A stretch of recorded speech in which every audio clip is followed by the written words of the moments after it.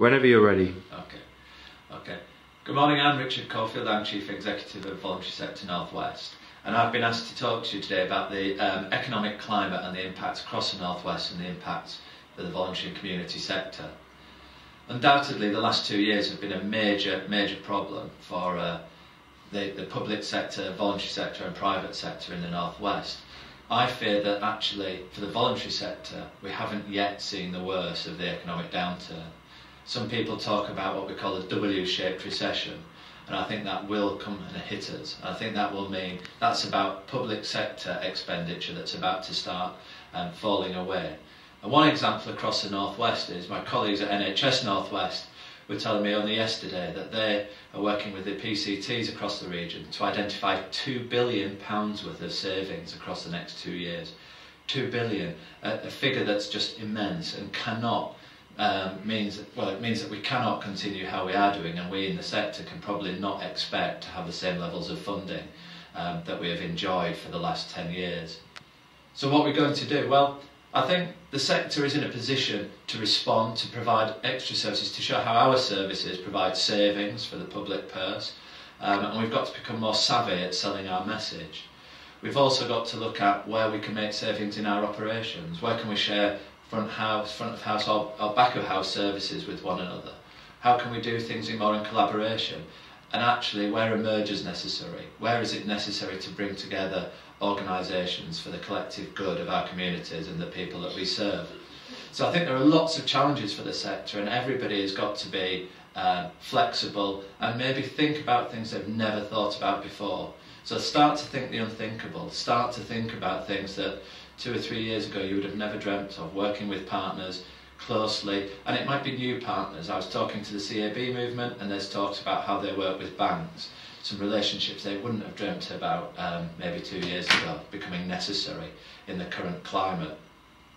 So on what we're trying to do at Voluntary Sector North West as we move towards an election where there will be fights amongst the parties about who's going to cut spending the most and what the impact that will be across the region, is we're trying to say actually there is a message that the third sector as a whole can give, and that will run from the smallest voluntary organisation through to the biggest social enterprise. And we're going to be going to Westminster on the 2nd of March with a whole range of colleagues from the North West to give a message that the government and public sector must listen, value and invest in the third sector.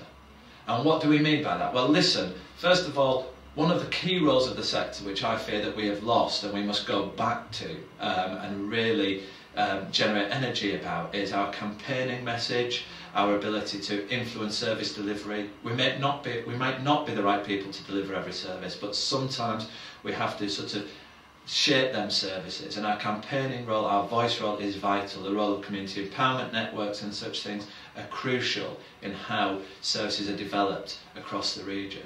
So we want people to listen to the sector. We want government and we want our public sector partners to value the sector. When we're at the local strategic partnership, we want to be valued as a partner, as an equal. We want to be there when decisions are made. We want to be involved right from the start, not as an afterthought.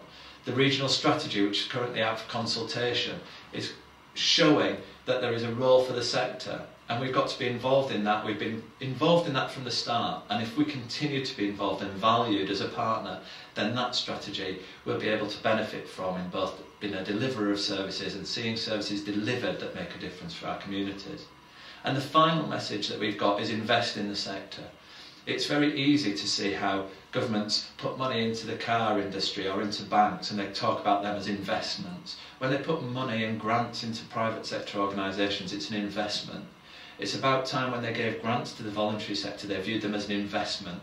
And it's about time some of our colleagues in the voluntary sector, in my mind, did not talk about grant dependency in some negative way, that grants are a positive thing, that there are ways of investing in the sector that are just about, can be about commissioning, and some of it can be about grants and a change of profile. But we want to change that discussion to investing in the sector.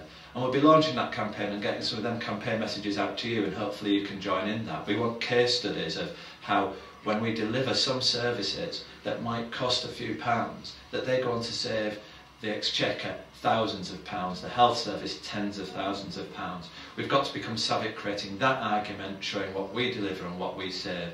If we do that, then the sector has got a really positive role to play as we come out of economic downturn, and I think if we work together, work collaboratively, then we can make a really positive push.